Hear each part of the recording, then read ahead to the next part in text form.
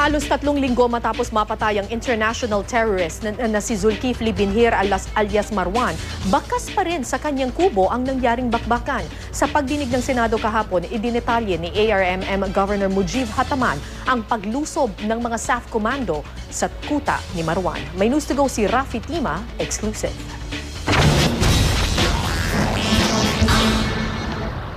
Sa kumpul ng mga kabahayang ito, matatagpuan ang sinasabing tinirhan ng napatay na international terrorist na si Zulkifli Binhir alias Marwan sa liblib na bahaging ito ng Mamasapano, Maguindanao. Bukod sa maisan, napapaligiran ng mga puno ng saging ang bahay ni Marwan. Ang bahay na gawa sa sawali at may bubong na nipa, may 3 kwarto sa loob. Sa video ito mula sa source ng GMA News, tila iisa lang ang pasukan ng bahay.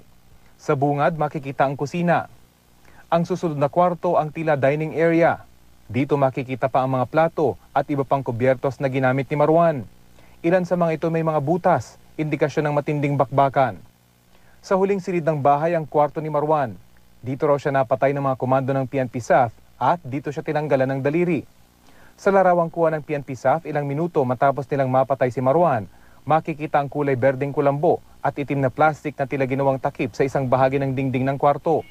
Sa video, nakaligpit na ang kulambo sa itaas na bahagi ng kwarto. Ang itim na plastik, nasa sahig na kahoy na ng bahay. Ayon sa source, ang mga bombang nakatanim sa labas ng bahay ni Marwan nakatago sa likod ng bahay kung saan ilang SAF Commando ang dumaan. Sa mga larawang ito, makikita ang masukal na likurang bahagi ng bahay ng terorista kung saan nasabugan umano ang ilang sumugod na komando. Sa Senado, ipinakita rin ni ARM Governor Mujib Hataman ang kinaroroonan ng kubo ni Marwan at Usman. Kasama rin sa kanyang PowerPoint presentation ang posisyon ng SAF Assault Team.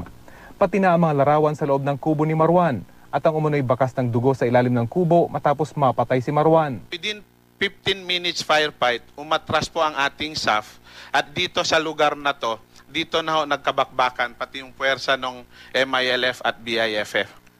Paglilinaw ng source, bagaman dating bahay ito ni dating MILF Commander Ustaz Bagindali, hindi raw ito ebidensyang kinupkop ng MILF ang international terrorist. 4 na taon na raw itong abandonado. Walang makapagsabi kung kailan ito ginawang bahay ni Marwan. Sa ngayon, wala pa umunong plano kung ano mangyayari sa bahay na tinirhan ni Marwan. Ang pamilya ni MILF Commander Ustaz Bagindali, na siyang dating may-ari nito, noon pa man, ay tila wala na raw itong balak balikan. Pero ayon sa isang source, isa sa mga pwedeng gawin ay gibayin ng struktura na nagsilbi umanong masamang imahe sa bayan ng Mamasapano. Rafi Tima, GMA News.